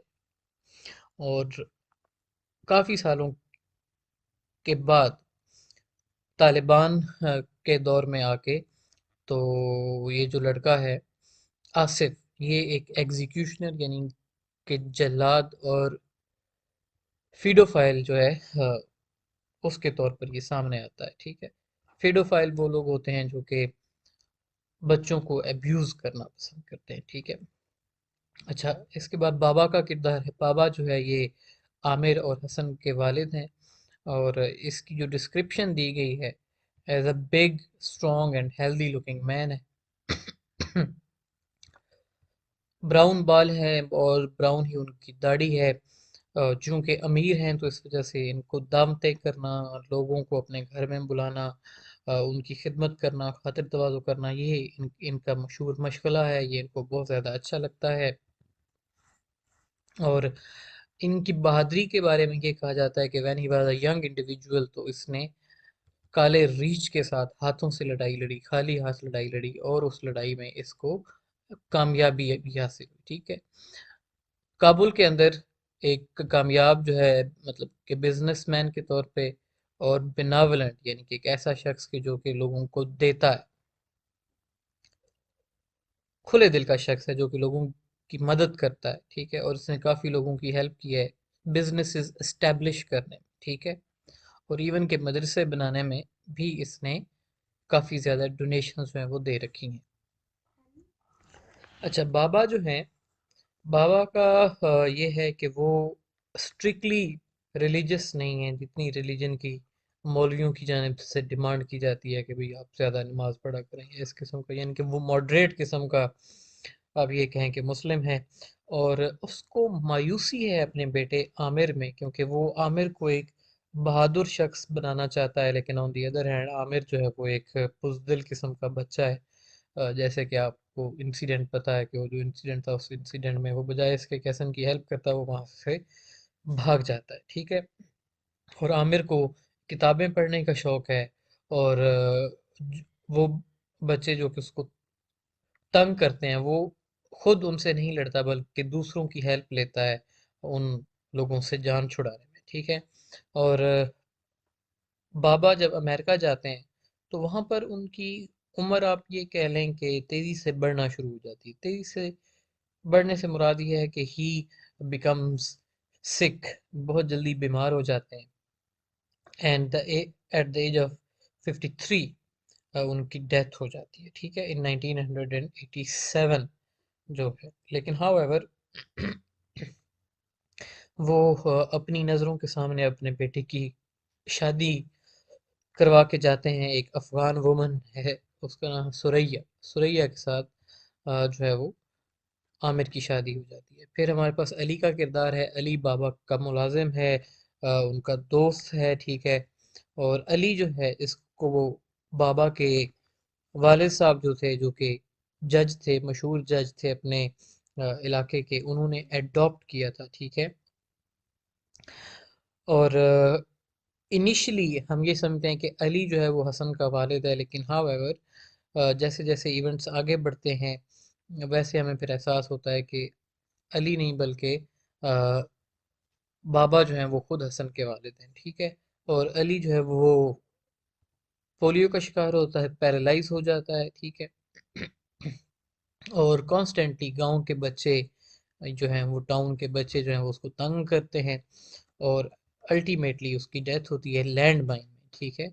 जब बाबा और आमिर चले जाते हैं, उनके जाने के बाद लैंड माइन के ऊपर इसका पाँव आता है और उसके नतीजे में इसकी डेथ हो जाती है। Then we have character of Rahim Khan. Rahim Khan जो है वो बाबा का बिजनेस पार्टनर है, और अफगानिस्तान के अंदर उसके सबसे अच्छा दोस्त जो है वो रहीम खान है, ठीक है। रहीम खान जो है वो आमिर और हसन की ज़िंदगी का एक बहुत ही अहम हिस्सा था, और वो आमिर की जो ज़रूरियात हैं, देखें हर एक इंसान को ज़िंदगी में अप्रूवल चाहिए होता है, ठीक है। और वो अप्रूवल जो है वो अपनों से चाहिए होता है, ख़ासकर औलाद जो होती है वो वालिदैन का अप्रूवल सीख करती है, उनको अच्छा अच्छे काम करके दिखाती है जितना वो अच्छा कर सकते हैं, ठीक है, ताकि उनको वालिदैन का अप्रूवल मिले। तो आमिर जो है उसको अपने वालिद का अप्रूवल नहीं मिलता। रीज़न ये है कि आमिर जो है वो उतना बहादुर लड़का नहीं है जितना बहादुर उसके वालिद उसको बनाना चाहते हैं, ठीक है। तो एज अ रिज़ल्ट आमिर को आप ये कहें कि अच्छी निगाहों से उसके वालिद जो है वो नहीं देखते। तो इस गैप को रहीम साहब जो है वो फिल करते हैं आमिर के लिए, ठीक है। और आमिर जो है वो रहीम को पसंद भी करता है, मतलब कि एज अ चाइल्ड, क्योंकि रहीम साहब जो हैं वो वाहिद इंडिविजुअल हैं जो कि उसको लिखने के लिए इनकरेज करते हैं और उसको किताबें पढ़ने के लिए जो है वो इनकरेज करते हैं, ठीक है। तो लेटर इन द स्टोरी ये रहीम साहब ही होते हैं जो कि आमिर से रब्ता करते हैं और उससे बताते हैं कि सोराब जो कि हसन का बेटा है, तुम उसको आके सेव करो, उसको आके बचाओ, ठीक है। और at the end Rahim Khan goes off alone, leaving a letter to Aamir telling him not to find him, क्योंकि यानी कि वो एक खत लिखता है आमिर के नाम पे और आमिर से ये कहता है कि तुम अब मुझे ढूंढने की कोशिश ना करना। क्यों? क्योंकि वो ये चाहते थे, बाबा ये चाहते थे कि आमिर एक बहादुर आदमी बने, ठीक है। और रहीम साहब जो हैं उन्होंने बाबा की इस ख्वाहिश को कंप्लीट किया, इसको मुकम्मल किया, और आमिर को वही बहादुर बच्चा बनाया जो कि उसको वो देखना चाहते थे। बहादुरी अब उसने आखिर में वो दिखाता है ना, यानी कि शुरू में तो वो हमेशा बुज़दिल के तौर पे हमें दिखाई देता है, लेकिन आखिर में वो हमें थोड़ी-सी बहादुरी ये दिखाता है कि वो सोहराब की उन मुश्किल कंडीशंस में आके उसकी जान बचाता है और उसको वो बचा कर लेकर जाता है, ठीक है। तो इसके ऊपर मूवी अवेलेबल है, आप मूवी देख सकते हैं, तो आपको इसका आइडिया हो जाएगा इसके हवाले से काफ़ी हद तक, ठीक है। जी, तो इसके बाद आगे आपको करैक्टर मैप दिया गया है, ठीक है। करैक्टर मैप्स जो होते हैं ये हेल्पफुल साबित होते हैं हमारे लिए किरदारों को और उनके रिलेशंस को समझने में, ठीक है। सेंट्रल करैक्टर जो है वो आमिर है, और आप देखें कि आमिर जो है वो जितने भी करैक्टर हैं स्टोरी के उनके साथ इंटरकनेक्टेड है, ठीक है। Aamir is connected with Hassan क्योंकि हसन जो है वो उसका लॉयल सर्वेंट है, वो और आमिर जो है वो हसन को बिट्रे करता है, ठीक है, आउट ऑफ फियर, और उसकी बुजदिली दिखाता है, वहां से भाग जाता है, ठीक है। Hassan on the other hand वो इसको डिफेंड करता है, इसको प्रोटेक्ट करता है और इसके साथ लॉयल्टी दिखाता है। इसके बाद अली का किरदार है। अली के साथ आमिर का डायरेक्ट रिलेशनशिप नहीं है, लेकिन अली जो है वो आप ये कहें कि फादर का किरदार अदा करता है हसन के लिए। इसके इसके बाद बाबा का करेक्टर है, तो बाबा के साथ हसन भी कनेक्टेड है और अली भी कनेक्टेड है। अली बाबा का सर्वेंट है और आमिर जो है वो बाबा का बेटा है, ठीक है। इसके बाद रहीम खान है। रहीम खान जो है वो बाबा का बेस्ट फ्रेंड है, और आमिर जो है वो ऑब्वियसली फिर उसको बेटे की तौर पे रहीम खान ट्रीट करता है। सुरैया का किरदार आता है। सुरैया जो है ये आमिर की वाइफ है, और आप ये कहें कि वो ओल्ड जो ट्रेडिशंस हैं वो उनको रिप्रेजेंट करती है, और आमिर जो है ये न्यू अफगान ट्रेडिशन को रिप्रेजेंट करता है। तो इनकी आपस में मैरिज होती है। आसिफ है, चाइल्डहुड में मतलब कि बुली करता है ये आमिर को और हसन को, और ये इसकी मतलब कि बुली नेचर जो है ये एडल्टहुड में भी कंटिन्यू करती है, और अल्टीमेटली वो तालिबान का एक जो है वो रिप्रेजेंटेटिव बनता है, एग्जीक्यूशनर के तौर पर समझ आप ये कहें कि उभर कर सामने आता है। और इसके अलावा ये बंदा फीडोफिल है। तो आखिरकार आमिर जो है वो एट द एंड आसिफ को कन्फ्रंट करता है, ठीक है, और रेस्क्यू करता है सोहराब को। सोहराब जो कि हसन का बेटा है, और उसको लेकर वो वहां से निकलने में कामयाब हो जाता है।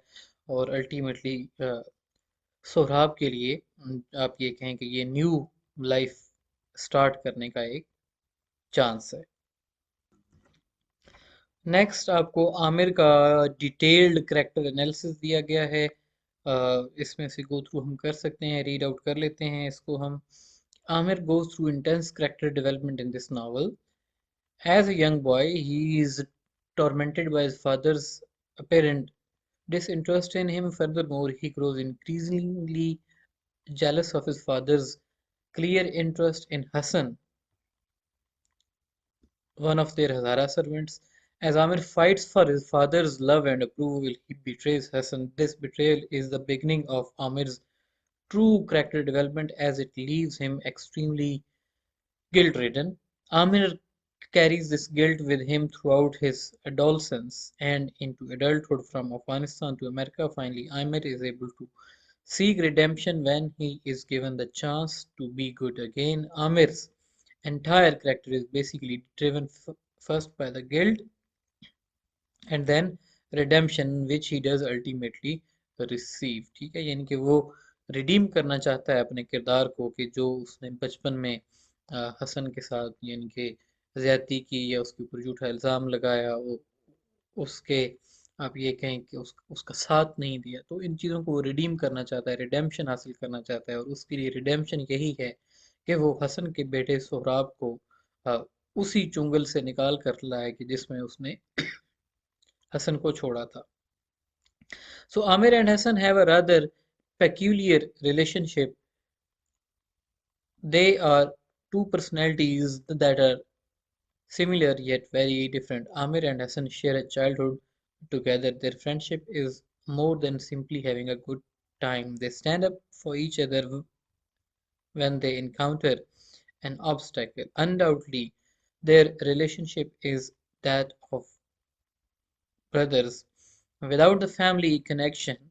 Although Amir and Hassan are opposite in personality, their differences complement each other and compensate for the flaws of each other। यानी कि दोनों ऑपोजिट हैं, लेकिन उनके डिफरेंसेस जो हैं वो एक दूसरे की लैकिंग्स को कंपनसेट करते हैं, कि हसन जो है वो बहादुर है, आमिर बहादुर नहीं है। ठीक है, Aamir is educated, Hassan is uneducated. तो इस तरीके से ये दोनों मिल मिलाकर एक दूसरे की पर्सनैलिटीज़ को कम्प्लीमेंट करते हैं और एक दूसरे की पर्सनैलिटीज़ को कंप्लीट करते हैं। यानी कि जो चीज़ एक में है वो दूसरे में नहीं है, और जो चीज़ दूसरे में है वो पहले में नहीं है। तो इस तरीके से ये मिल मिलाकर बचपन में चलते रहे। अब हम बात करते हैं थीम्स की। थीम क्या होता है? एक रिकरिंग आइडिया होता है, एक ऐसा आइडिया जो कि through out the novel, through out the text जो है वो रिपीट होता है, यानी कि बार बार वो आइडिया हमें किसी वाक़े के ज़रिए, किसी अपने किरदार के ज़रिए वो आइडिया जो है वो हमें प्रेज़ेंट होता हुआ दिखाई देता है। ठीक है? तो इस नावल के अंदर आपको बेताशा थीम्स हमें देखने के लिए मिलते हैं। तो सबसे बड़ा जो थीम है जो कि हमें थ्रू आउट द टेक्स्ट दिखाई देता है वो है थीम ऑफ रिडेम्पशन। यानी कि आमिर जो है उस जुर्म से आप ये कहें कि रिहाई चाहता है, कि जो जुर्म उसने बचपन में कमिट किया हसन के साथ। ठीक है, यानी कि एक तो हसन का उसकी वजह से उसकी डिफेंस में रेप होता है। इसके बाद वो आप ये कहें कि to add insult to injury, वो हसन के ऊपर चोरी का इल्ज़ाम लगाकर तो उसका घर से निकालने का या मतलब कि बंदोबस्त करवाता है। ठीक है, तो वो जो गिल्ट है उसका, यानी कि अंदरूनी तौर पर, कि मैंने अपने हाफ हाफ ब्रदर को या अपने अपने भाई को बिट्रे किया है, या अपने बचपन के सबसे अच्छे दोस्त को बिट्रे किया है, वो उसकी रिडेम्पशन चाहता है, उस जुर्म से वो रिहाई चाहता है। ठीक है, और उसी जुर्म से रिहाई हासिल करने के लिए आखिर में आसिफ के चुंगल से अपने भाई के बेटे को, सोहराब को निकालता है, और अपनी जान पर ज़ाहिर है वो खेलता है। लेकिन eight the and he becomes successful, और यही उसकी सबसे बड़ी जो है वो रिडेम्पशन है। इसके बाद हमें कंपटीशन का जो आप ये कहें कि थीम दिखाई देता है, आगाज़ में भी और बाद में भी। ठीक है, आगाज़ में सॉर्ट ऑफ आप ये कहें कि दोनों बच्चे आपस में compete करते हैं बाबा के अप्रूवल के लिए, ठीक है, आमिर और हसन। हसन जो है वो अपना पर्सनालिटी की बेस पे बाबा की ज़्यादा मंजूर नज़र है, ठीक है। और आमिर जो है वो जेलस फील करता है कि भाई मुझे अपने वालिद का अप्रूवल क्यों नहीं मिल रहा, ठीक है। On the other hand Aamir को जो अप्रूवल मिलता है वो उसको रहीम बाबा का जो है वो अप्रूवल मिलता है, ठीक है। इसके अलावा करेज का थीम हमें दिखाई देता है कि यानी कि हौसला, और वो मुख्तलिफ अंदाज से है कि हौसला दिखाना या हौसला ना दिखाना, ठीक है। अच्छा, कावर्डिस का थीम है, यानी कि आप ये कहें कि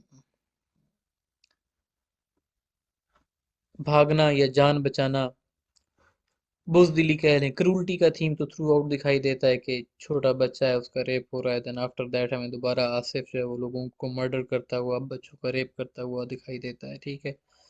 कल्चरल डिफरेंसेस का थीम है कि जब आप यहाँ से वहाँ जाते हैं तो आपका कल्चर और है, उधर का कल्चर और है, और obviously there are culture differences, ठीक है।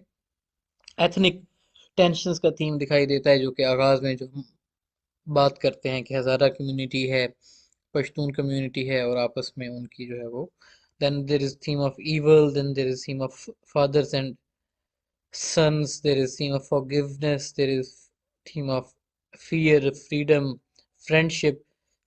फ्रेंडशिप का थीम काफ़ी ज़्यादा डोमिनेट है। अब आप देखें कि ये इस पे सवाल आ सकता है, ठीक है। इस पे सवाल आ सकता है कि what, right a note on the themes of the novel, the kite runner, ये ये या फिर यूं आ सकता है कि elaborate themes of the novel the kite runner. तो उसमें आप दो तीन थीम सेलेक्ट करें, उनको पहले डिफाइन करें, उसके बाद उनकी एग्जांपल्स जो हैं वो नावल में से, यानी कि जितनी कहानी पढ़ी है आपने उसमें से ही आप उठा कर लिखें। फ्रेंडशिप का थीम काफ़ी ज़्यादा डोमिनेंट है, गुडनेस है, गिल्ट का थीम जो है वो आप ये कहें कि थ्रू आउट, यानी कि आमिर जो है वो गिल्टी फील करता है। Then there is this theme of happiness, healing, honour, immigrant experience, यानी कि जो वो लोग जो कि अपना मुल्क छोड़कर वेस्टर्न कंट्रीज में जाते हैं, वहाँ पे रिहाइश इख्तियार करते हैं, उनका क्या एक्सपीरियंस होता है वेस्टर्न कंट्रीज के हवाले से। और इनजस्टिस का थीम है living up to the parents expectations, यानी कि वालिदैन जो हैं उनकी क्या तवक्कुआत होती हैं आपसे, वो भी थीम हमें इसके अंदर दिखाई देता है। Theme of love, loyalty, politics, power, redemption, religion, salvation, search for identity, truth and wealth, ठीक है। ये सारे थीम्स जो है वो हमें इस टेक्स्ट के अंदर, इस नॉवल के अंदर जो है वो दिखाई देते हैं, ठीक है। अब हम आखिर में राइटर की जो बायोग्राफी है थोड़ी सी उसको देखते हैं कि खालिद हुसैनी जो था। अब आप ये स्टोरी देखिए कि ये स्टोरी ऑलमोस्ट खालिद हुसैनी की लाइफ से मिलती जुलती है, यानी कि आमिर की पैदाइश 1963 की है, जो कि नावल में दिखाई दिखाई गई है। खालिद हुसैनी की पैदाइश जो है वो 1965 की है, ठीक है। He is the oldest of the five children, his father worked for Afghan foreign council and his mother taught Farsi and history at the girls' school in Kabul. Kabul, Afghanistan is the boyhood home of Khalid Hosseini, as it is for his protagonist Amir. He also incorporates in his story the same time period in which the author, grew up in the 1960s through the present day. In the early 1970s, Khalid's family moved to Tehran, Iran, where his father was assigned to diplomatic post at Afghan embassy in Iran. अच्छा जी, returned home to Kabul in 1973. In 1976, his family moved to Paris, France, where his father was diplomat at the Afghan embassy. They were to return home to Afghanistan in 1980 when the Russians invaded his country. His father was recalled home after the invasion but decided to ask for political asylum in the United States and received it. As a result, Hosseini ended up in San Jose, California. They struggled to make ends meet for a while as they had lost all of their property in Afghanistan and had to start over. Hosseini graduated from high school in 1984 and enrolled at Santa Clara University, where he earned a bachelor degree in biology in 1988. The following years, he entered the University of California, San Diego's School of Medicine, where he earned a medical degree in 1993. While in the medical practice, Hosseini began writing his first novel, The Kite Runner, in March of 2001. In 2003, The Kite Runner was published and has since become international bestseller. Published in 48 countries in 2006, he named a goodwill envoy to UNHCR, the United Nations Refugee Agency. His second novel, A Thousand Splendid Suns, was published in May 2007. Currently, Khalid has been working to provide humanitarian assistance in Afghanistan through Khaled Hosseini foundation, यानी कि ये इस बंदे की life है। दो इसके जो नावल हैं, the kite runner and a thousand splendid suns, ये काफ़ी ज़्यादा मशहूर हैं। अच्छा, अब इस वक्त नावल के बारे में ओवरऑल आइडिया आपको हो चुका है कि ये नावल है क्या, यानी कि इसका राइटर कौन है, इसके अंदर क्या बात की गई है, इसके अंदर अहम किरदार कौन कौन से हैं। ठीक है, तो अब आगे जो है इस नावल के चंद एक्सट्रैक्ट्स दिए गए हैं, यानी कि जो ओरिजिनल टेक्स्ट है, पूरी तो ऑब्वियसली टेक्स्ट यहाँ पे शेयर नहीं हो सकती, लेकिन चंद सिलेक्टेड इक़्तिबासात जो हैं उनको यहाँ पर शेयर किया गया है ताकि आप उनको रीड आउट कर सकें और जो ओरिजिनल राइटिंग्स है उनसे आप जो है वो थोड़ी सी वाकफियत हासिल कर सकें। चलें जी, रीड करते हैं पहले एक्सट्रैक्ट को हम। I became what I am today at the age of 12 on a frigid overcast day in the winter of 1975. I remember the precise moment. Crouching behind a crumbling mud wall, peeking into alley near the Ferrol Creek. That was a long time ago. But it's wrong what they say about the past. I have learned about how much you can bury it. Looking back now, I realize I have been peeking into that deserted valley for the last 26 years, यानी कि अब यहाँ पर आमिर जो है वो अपनी उस गुफ्तगू का आगाज करता है और वो आगाज में ही हमें उसी वाक़े को याद करता हुआ जो है वो दिखाई देता है इस एक्सट्रैक्ट के अंदर। One day last summer my friend Rahim Khan called from Pakistan. He asked me to come see him. Standing in the kitchen with the receiver to my ear, I knew it wasn't just Rahim Khan on the line.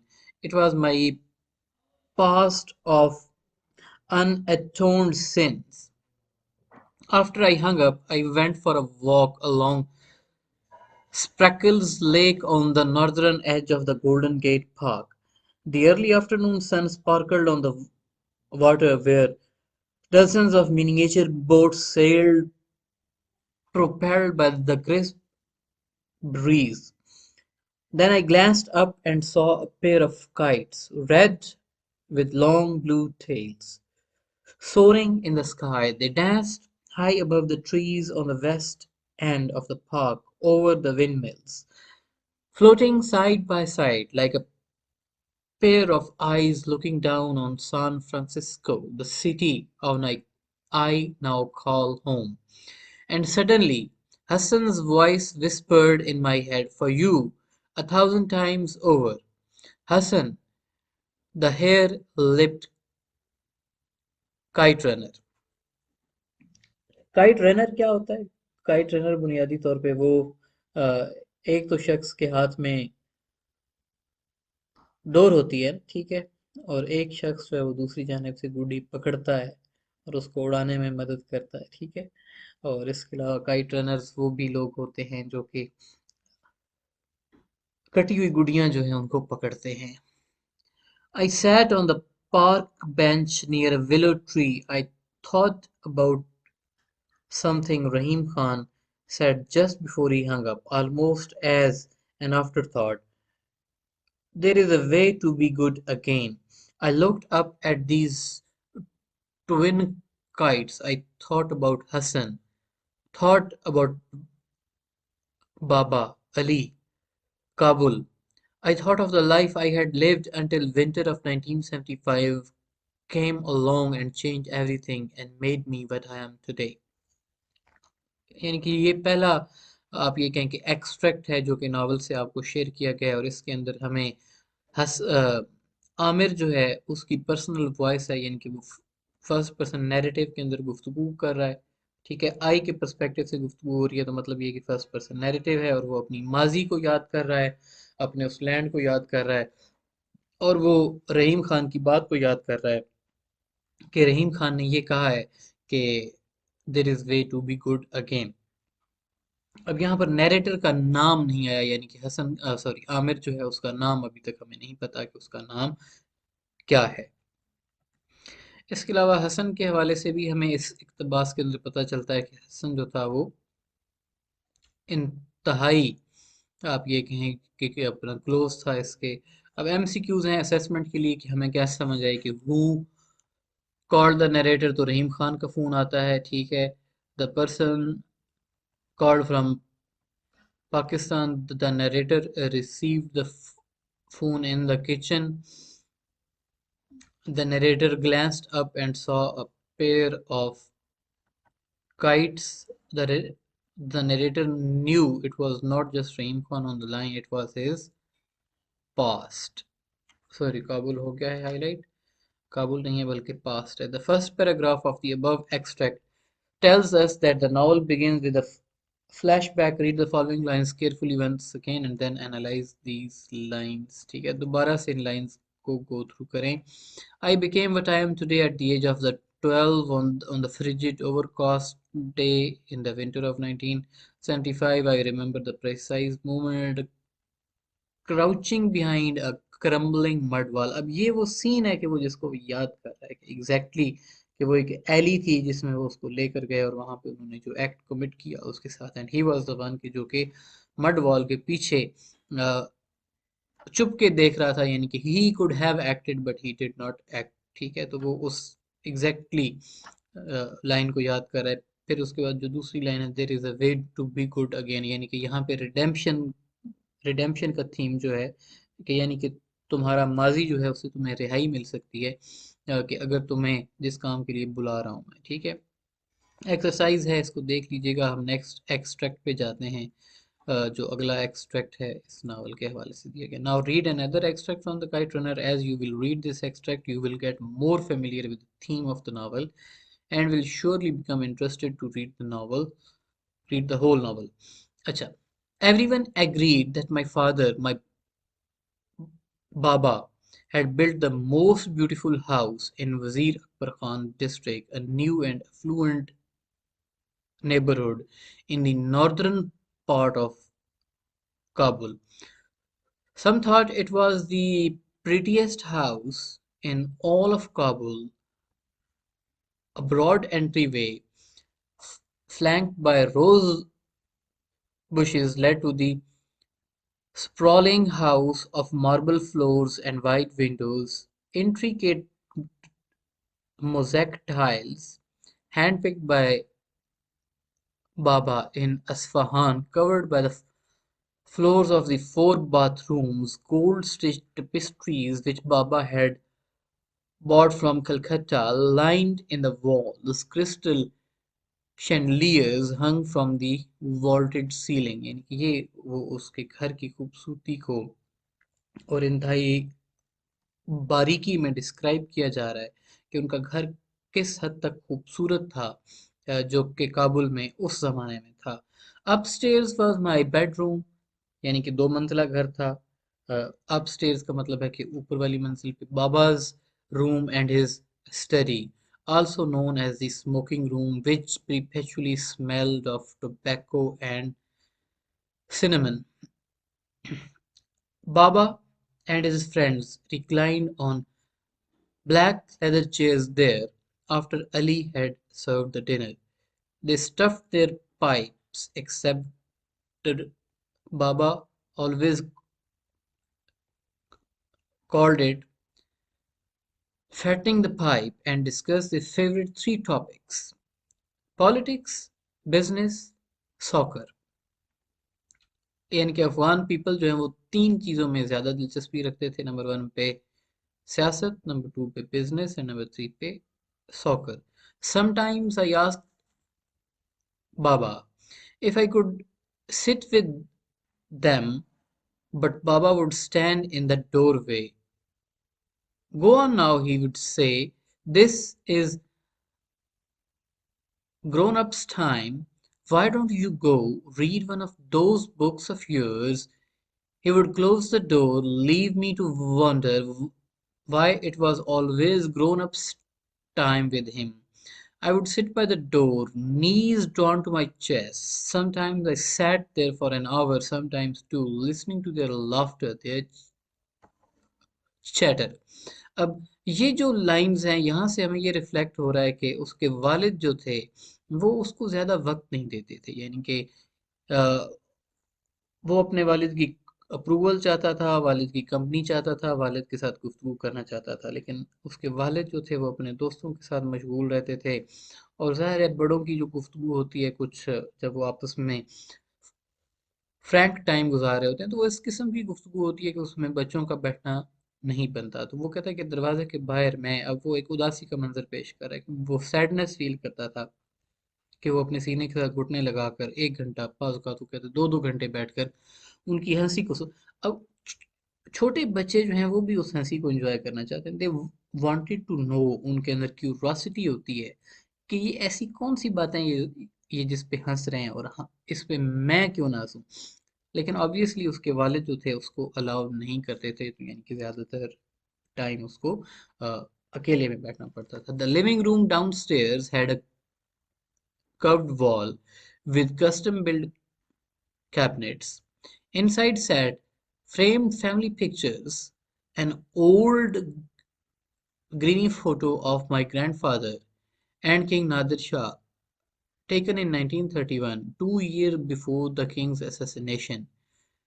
They are standing over a dead deer, dressed in knee-high boots, rifles slung over their shoulders. There was a picture of my parents' wedding night. Baba's dashing in his black suit, and my mother, a smiling young princess in white. Here was Baba and his best friend and business partner, Rahim Khan, standing outside our house. Neither one smiling. I am a baby in that photograph, and Baba is holding me, looking tired and grim. I am in his arms, but it is Rahim Khan's hand. My fingers are curled around. ठीक है, अब आप यहाँ पे देखें कि hints दिए जाते हैं ना, कि वो कहता है कि मुझे मेरे बाप ने उठाया हुआ था लेकिन मैंने हाथ जो पकड़ा हुआ था वो रहीम खान का था। तो यहाँ से अब ये पता चलता है कि उसके फादर का जो रोल, एक्चुअल फादर का रोल, यानी कि जिस फादर की ज़रूरत होती है औलाद को, वो रहीम खान अदा कर रहा था। यानी कि वो उसके लिए मेंटोर का रोल, उसके उसको अप्रूवल दे रहा था, उसको गाइड कर रहा था कि तुम्हें इस रास्ते पे चलना है। The curved wall led into the dining room, at the center of which was mahogany table that could easily sit 30 guests, and given my father's taste for extravagant parties, it did just that almost every week। यानी कि अब यहाँ से हमें पता चलता है कि उसके वालिद पार्टीज के शौकीन थे और हर हफ्ते उनके घर में दावत हुआ करती थी। नेक्स्ट पैराग्राफ पर आ जाएं। A large sliding glass door opened into semi-circular terrace that was overlooked 2 acres of the backyard and rows of cherry trees. Baba and Ali had planted a small vegetable garden along the eastern wall. Tomatoes, mint, peppers, and a row of corn that never really took. Hassan and I used to call it the wall of ailing corn. On the south end of the garden, in the shadows of loquat trees, was the servants' home, a modest little mud hut where Hassan lived with his father. It was there, in that little shack, that Hassan was born in the winter of 1964, just 1 year after my mother died giving birth to me. In the in the 18 years that I lived in that house, I stepped into Hassan and Ali's quarter only a handful of time. When the sun dropped low behind the hills, we were done playing for the day. Hassan and I parted ways. I went past the rose bushes to Baba's mansion, Hassan to the mud shack where he had been born, where he had lived his entire life. I remember it was spare, clean, dimly lit by the pair of kerosene lamps. So there were two mattresses on the opposite side of the room, a worn Hirati rug with frayed edges in between, a three-legged stool, and a wooden table in the corner where Hassan did his drawings. The walls stood bare, save for a single tapestry with sewn-in beads forming the words Allahu Akbar. Baba had bought it for Ali on one of his trips to Mashhad.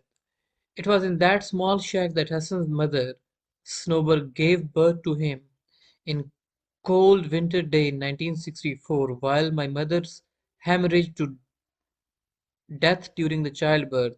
Hassan lost his less than a week after he was born.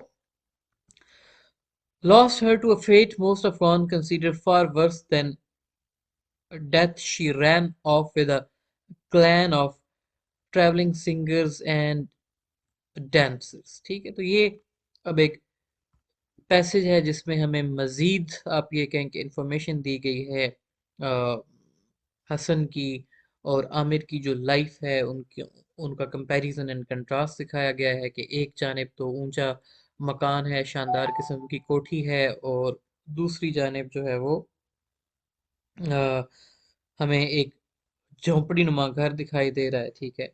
और उस घर में ना तो proper कोई भी मतलब कि किसी भी चीज़ का बंदोबस्त नहीं है, यानी कि अ, हसन जो था वो इंतहाई आप ये कहें कि पैथेटिक सिचुएशन के अंदर या इंतहाई मिजरेबल सिचुएशन के अंदर उसकी जो थी वो परवरिश हो रही थी। ओके जी, एक्सरसाइज है इसकी, आप खुद देख लीजिएगा। एक्सरसाइज जो है वो मेकिंग इन्फ्रेंसेस के हवाले से है।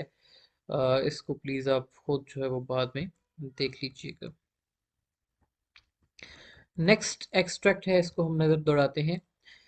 Here is what I do on the first day of snowfall every year. I step out of the house early in the morning, still in my pajamas, hugging my arms against the chill. I find the driveway, my father's car, the walls, the trees, the rooftop, and the hill buried under the foot of the snow. I smile. I find the driveway, my father's car, the walls, the trees, the rooftop, the hills, buried under the foot of the snow. I smile. The sky is seamless and blue. The snow so white my eyes burn. I shovel a handful of fresh snow into my mouth. Listen to the muffled stillness, broken only by the cawing of crows. I walk down the front steps barefoot and call for Hassan to come out and see. अब आप देखें कि कितनी detail के अंदर उसने setting को describe किया है, यानी कि अपने घर को, अपनी अपीयरेंस को, अपने लिबास को, और जो एटमॉस्फियर है अफगानिस्तान का, और वहाँ पे जो बर्फबारी होती है, ठीक है, ये सारी चीज़ें इंतहाई खूबसूरत अंदाज में जो है वो डिस्क्राइब की गई हैं। बड़ी ही बारीक डिटेल्स हैं जो कि खालिद हुसैनी हमें यहाँ पर मुहैया कर रहे हैं। अच्छा, winter was every kid's favorite season in Kabul, at least those whose fathers could afford to buy a good iron stove. The reason was simple: they shut school for the icy season. Winter to me was the start of 3 months of playing cards by the stove with Hassan, free Russian movies on Tuesday mornings at the cinema park, sweet turnip korma over rice for lunch after a morning of building snowmen. And kites, of course, flying kites and running them. I loved winter time in Kabul. I loved it for the soft pattering of snow against my window at night, for the way fresh snow crunched under my black rubber boots, for the warmth of the cast iron stove as the wind screeched through the yards, the streets, but mostly because as the trees froze and ice seethed the road, the chill between Baba and me thawed a little, and the reason for that was the kites. Baba and I lived in the same house, but in different spheres of existence. Kites were the one paper thin slice of intersection between those spheres. तो यहाँ पर अब हमें आमिर जो है वो मतलब कि काइट फ्लाइंग और उसका सीजन जो है और खासकर विंटर का जो सीजन है विंटर वोकेशन है उसके बारे से बच्चे किस तरीके से उसको एंजॉय करते थे और फिर एक जो मतलब कि कनेक्शन है उसका और उसके वालिद का यहाँ पे अगेन बेसिकली एक्सप्रेशन तो इसी चीज़ का ही है कि वो अपने वालिद से मोहब्बत करता था वालिद का अप्रूवल या वालिद की मोहब्बत या वालिद की अटेंशन चाहता था और वो अटेंशन उसको हासिल ना हो सकी किसी तरीके से वो उस अटेंशन को हासिल नहीं कर सका जिस तरीके से वो उस अटेंशन को हासिल करना चाहता था सो काइट फ्लाइंग का वो सीजन था कि जिस में उसके वालिद की भी दिलचस्पी थी और उसकी भी दिलचस्पी थी तो वो ये कहता है कि ये वो सीजन था कि जब मुझे अपने वालिद की थोड़ी सी कुर्बत जो है वो हासिल होती थी ठीक है यानी कि यहाँ पर हमारे बीच में जो दीवार थी वो सिर्फ और सिर्फ इतनी बारीक रह जाती थी कि जितना आप ये कहें कि पतंग की शीट होती है ना उतनी बारीक वो कहता है कि हमारे बीच में दीवार रह जाती थी ठीक है नेक्स्ट एक्सट्रैक्ट है एक्सरसाइज आप खुद देखिएगा every winter districts in Kabul held a kite flying tournament, and if you were a boy living in Kabul, the day of the tournament was undeniably the headlight of the cold season. I never slept the night before the tournament. I had roll from side to side, make shadow animals on the walls, even sit on the balcony in the dark, a blanket wrapped around me. I felt like a soldier trying to sleep in the trenches the night before a major battle, and that wasn't so far off. In Kabul, fighting kites were a little like going to war. कि वहाँ पर जो लोग हैं लोगों का kite flying की जानिब जो जुनून है उस जुनून को एक्सप्रेस किया जा रहा है यहाँ पे ठीक है कि लोग इंतहाई जुनूनी अंदाज में काइट फ्लाइंग को जो है वो लेते थे ठीक है